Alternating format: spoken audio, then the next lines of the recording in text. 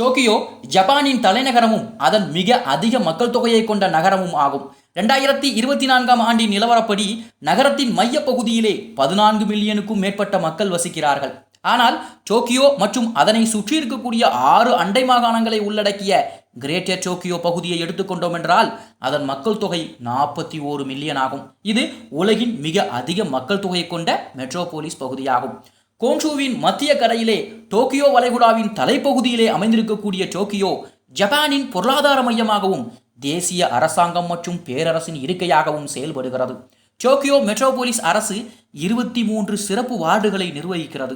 அதில் சியோடா தேசிய சபை கட்டிடம் மற்றும் பேரரசர் அரண்மனை அமைந்திருக்கக்கூடிய இடம், சின்ஜூகு நிர்வாக மையம் மற்றும் ஷிபுயா முக்கிய வர்த்தக மாவட்டம் ஆகியவையும் அடங்கும்.